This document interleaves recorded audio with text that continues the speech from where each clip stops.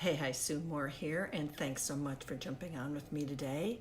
Today, the question is, have you ever wondered why people just don't jump at your product or your service? I used to wonder that until I found out there are really basically two reasons why that happens. The first is we have to take some time to figure out what our market is. Let me turn this down. That's the volume on my computer. Okay. You have to figure out who your market is. For an example, I'm in skincare. Well, everybody's got skin. But that doesn't mean that everybody is my market. We have to find out what the emotional triggers are. I mean, what have they done? What worked, what didn't work, what they thought was fair or unfair. It takes being a bloodhound to really dig to find out what's going on. Another example would be if you're a soccer player and or you're someone on your family is a soccer player. They certainly have skincare issues, but you don't want to say, well, because you play soccer, I've got something for you. You've really got to dig through it all and find out what are some of those specific issues. Now, it does take time, but this is part of the chopping the wood and hauling the water, as my friend Diane Hockman says. So, and it's easy. Hey, Gloria, thanks for popping on. Appreciate it. It's very easy to fall into or lull yourself into complacency by thinking, well, everybody thinks the way I do. And I love what I'm doing, so why don't you love what I'm doing? Why don't you love what I'm doing for you? So, you can't really cut it short. Well, I guess you could cut it short, but your results will show it. So, as to the extent you can do some research, and a good way to find that out would be join groups. So, for an example, like I use soccer or golf is another one. I mean, I used to play golf all the time, and there's women's golf leagues and so forth, and if they're playing golf, they need something to help with the sun damage. So that's just to give you an example. Okay, so you want to really know your market by doing some kind of research. Second of all is, hey, nice to see you. I'm doing well. Thanks, Gloria. The second reason people are not throwing their credit cards at you is that the buyers pretty much fall into three categories. You have the 1 to 2 percenters who are ready to buy anything you've got. And then they'll ask you for more. I mean, they are just ready to go, and those are few and far between because they're only 1 or 2%.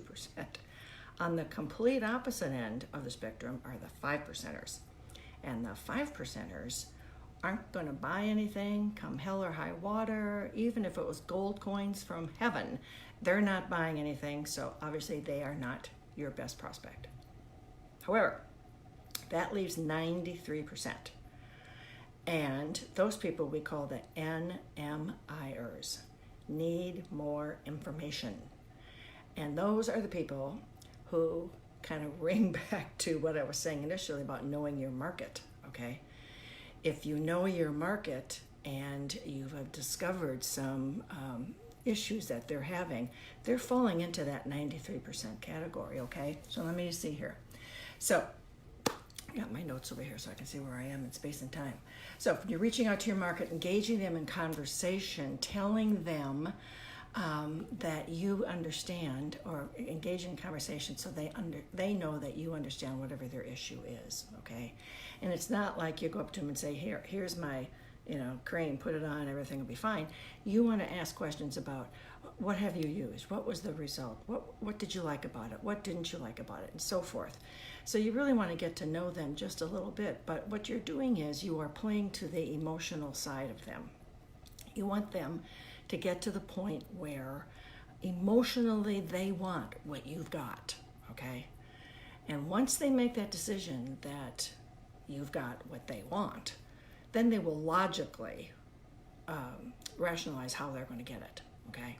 So those are kind of the two things here. So what else did I want to say here? Okay, and the reason I say all that too is if they emotionally kick in and then they logically think about it, all of a sudden you're both on the same side of the table, okay? And it makes things a whole lot easier. So I hope that does make some sense.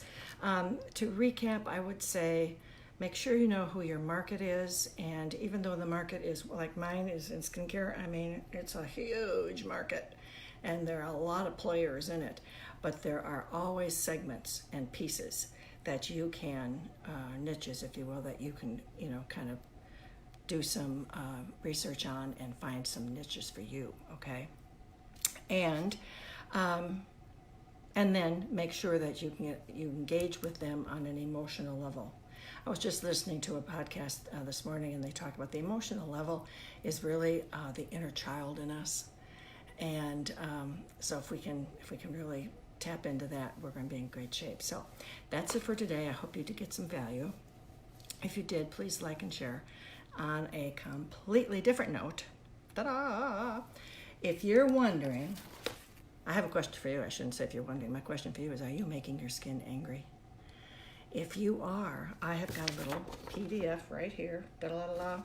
That's 4 questions, and it'll tell you if you are making your skin angry or not, and also give you some really good ideas on what ingredients are good for your skin and what ingredients you should avoid. I knew the word would come to me eventually. So that's it for today. I hope you have a great rest of the weekend. It's about, I don't even know what time it is, but it's midday Sunday. And the U.S. just won their, hey, Ashley, thanks for jumping on, just won the World Cup again. So yay for the girls. I will see you tomorrow. In the meantime, journey well. And don't forget, if you want that PDF to see if you're making your skin angry, just private message me. I'll take care of it for you. Thanks so much. Bye.